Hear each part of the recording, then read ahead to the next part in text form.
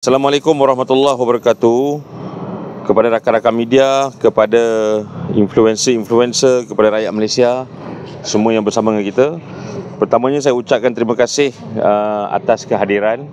Saya juga ucapkan terima kasih dengan penghargaan kepada rakan-rakan lain yang hadir. Cikgu Bat, saya nampak Tok Ali, klien saya di sini juga daripada Melaka. Ada lagi pengaruh-pengaruh lain, ada juga Peta dan grup-grup lain. Tuan-tuan dan puan-puan, seperti mana semua sedia maklum, ada beberapa isu yang memerlukan penegasan daripada pihak kita, kerana sehingga hari ini kami masih belum mendapat jawapan langsung daripada pihak Ketua Polis Negara. Kita juga nak mempertanggungjawabkan kepada pihak Menteri Dalam Negeri dan mungkin sedikit berkaitan dengan pihak SPRM. Seperti mana tuan-tuan dan puan-puan sedia maklum, pada 6 September 2024, Yusof Raute telah ditahan oleh pihak polis. Beliau telah dituduh di Mahkamah Kuala Lumpur pada 12 September 2024. Pada 12 Jun 2025, Yusof Raute telah didapati tidak bersalah oleh Mahkamah Tinggi Kuala Lumpur, di mana pada 12 Jun juga beliau telah pun dibebaskan dan dilepaskan daripada dua pertuduhan terkait dengan Seksyen 39B Akta Dadah Berbahaya dan juga Seksyen 36 Akta Senjata Api. Walaupun kes itu sekarang dalam status rayuan oleh pihak pendakwa raya, seperti mana kita telah tekankan beberapa minggu atau beberapa bulan yang lepas, bahawa sehingga hari ini di dalam alasan penghakiman Hakim Mahkamah Tinggi yang terpelajar telah jelas menyatakan bahawa Yusof Raute telah menamakan dua individu yang pada Yusof Raute telah memerangkap Yusof Raute dalam kes tersebut.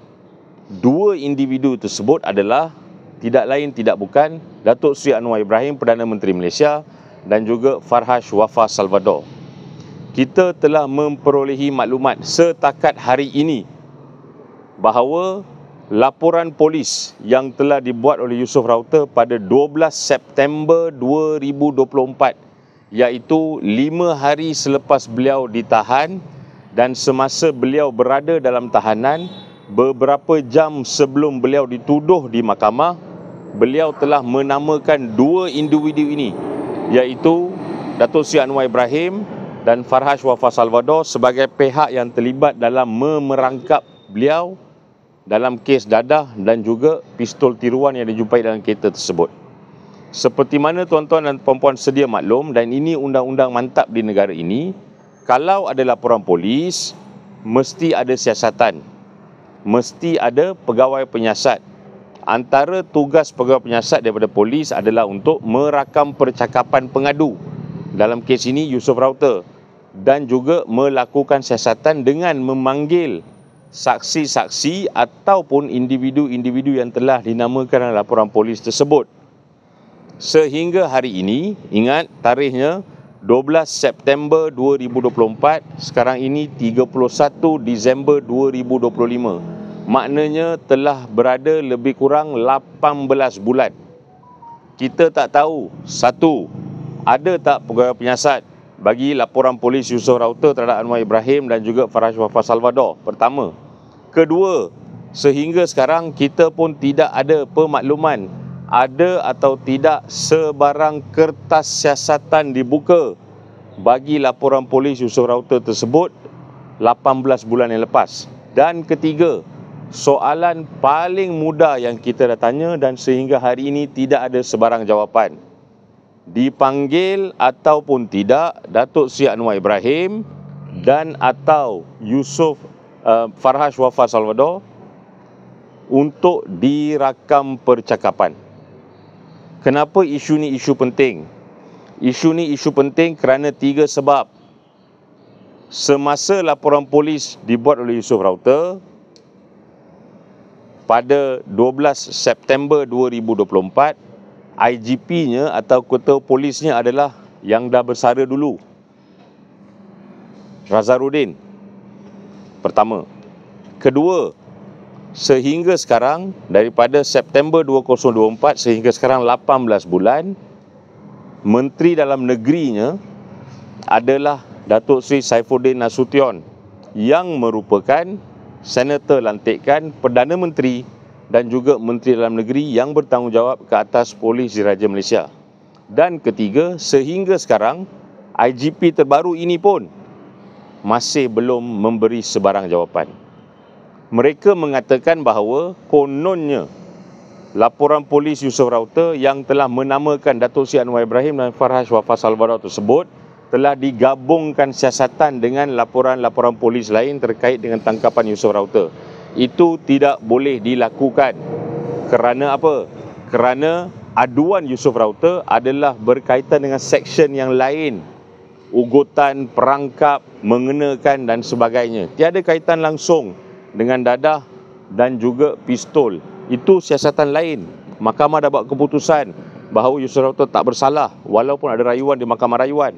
Tetapi sehingga hari ini, IGP yang dulu, IGP yang sekarang dan Menteri Dalam Negeri bagi kedua-dua IGP tersebut masih belum membuat sebarang jawapan. So ini menimbulkan satu isu yang penting.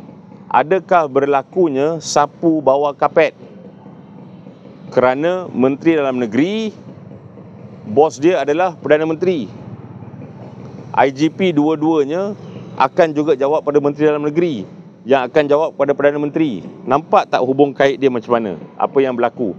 Mereka yang berkuasa, mereka yang pegang kuasa, mereka yang jadi Perdana Menteri, mereka jadi Menteri Dalam Negeri, langsung tidak menyiasat merakam percakapan dua individu yang telah dinamakan dalam laporan polis ini. Tuan-tuan dan puan-puan, ini bukan mainan politik.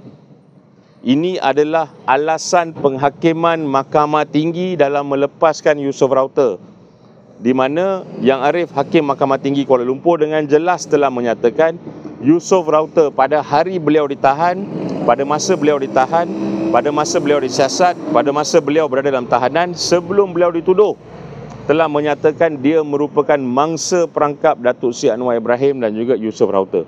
Itu isu yang pertama. Sampai sekarang tak ada jawapan langsung. Dah 18 bulan.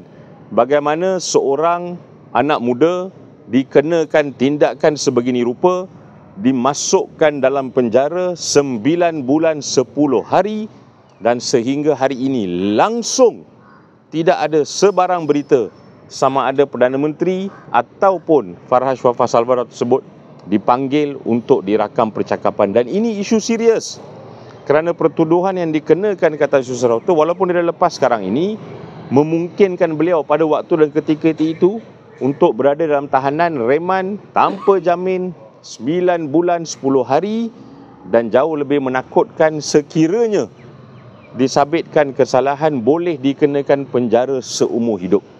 Bagaimana perkara sebegini boleh berlaku dalam sebuah negara yang dikatakan mengamalkan demokrasi dan tata kelola yang baik, sedangkan isu utamanya, targetnya laporan polis yang terhadap Perdana Menteri dan juga orang yang dikenali sebagai amat rapat dengan Perdana Menteri.